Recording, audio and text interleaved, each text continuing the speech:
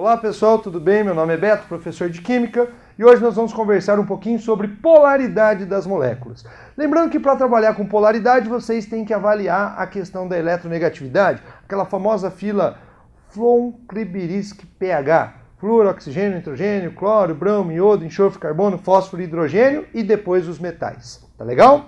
Bom, para focar aqui a gente vai trabalhar com vetores. Os vetores vão sair dos átomos de menor eletronegatividade e apontar para os átomos de maior eletronegatividade.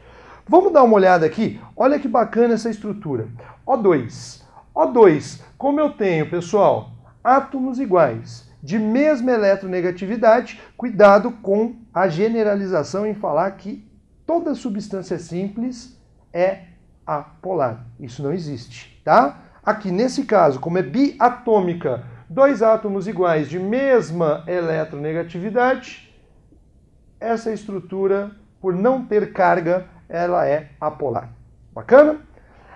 Diferentemente do que acontece para uma molécula biatômica com átomos distintos. Eu automaticamente tenho diferença na eletronegatividade. O vetorzinho aponta no sentido do cloro, que é a minha espécie mais eletronegativa.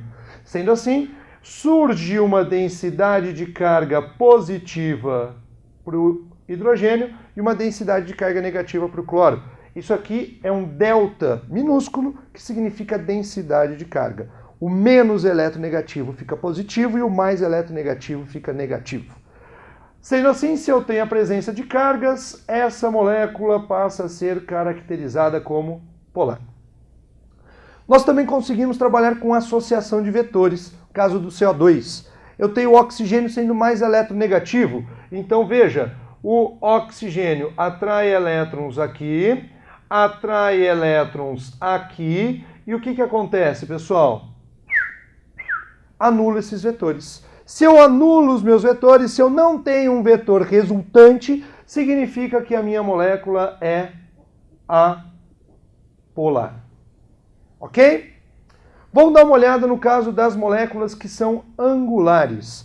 Toda molécula angular, pessoal, diquinha esperta para vocês, sobra par de elétrons no átomo central.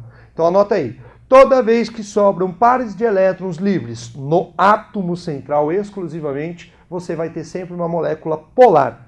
Mas eu vou te mostrar por vetores. Olha só, no caso do enxofre e oxigênio, o oxigênio é o mais eletronegativo. Você vai ter esses dois vetores apontando aqui para baixo e vai sair um vetor resultante aqui, o que faz com que nós tenhamos uma molécula do tipo polar. Certo?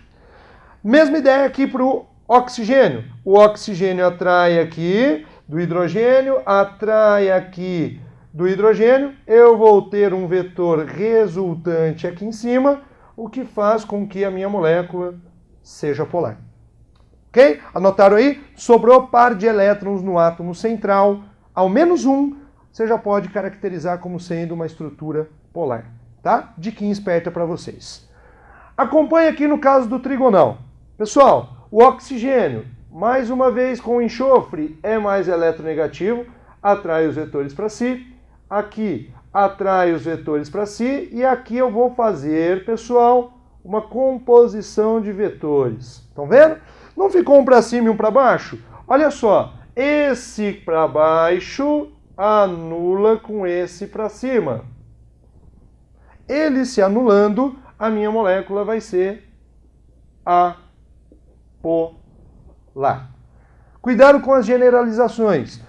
Toda molécula trigonal plana vai ser apolar? Não. Olha só esse caso. O oxigênio atrai aqui por ser mais eletronegativo do que o carbono.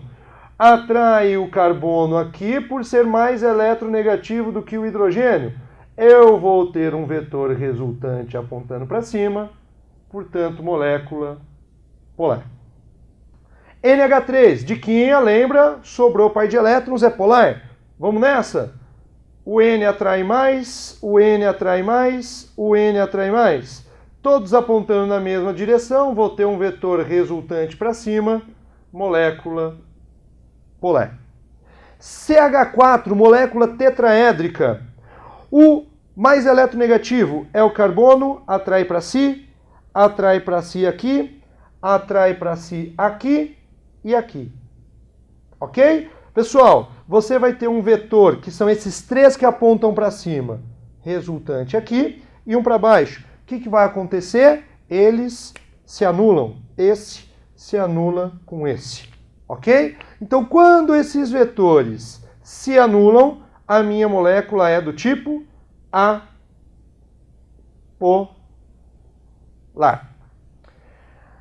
Generalização, mais uma vez, incorreta. Tem autor que fala que toda molécula tetraédrica é apolar. Cuidado com isso, não é verdade e você vai errar se considerar isso. Aqui eu tenho uma molécula tetraédrica que não vai ser apolar. Olha só, o cloro atrai os elétrons do carbono e o carbono atrai o elétron do hidrogênio. Pessoal, vai todo mundo apontar para baixo, vetor resultante para baixo, molécula polar. Tá bem? Para fechar esse videozinho, última dica esperta, por facilitação geral, todo hidrocarboneto, independente do número de carbonos, vai ser apolar. Bacana? Gente, forte abraço, até a próxima. Tchau!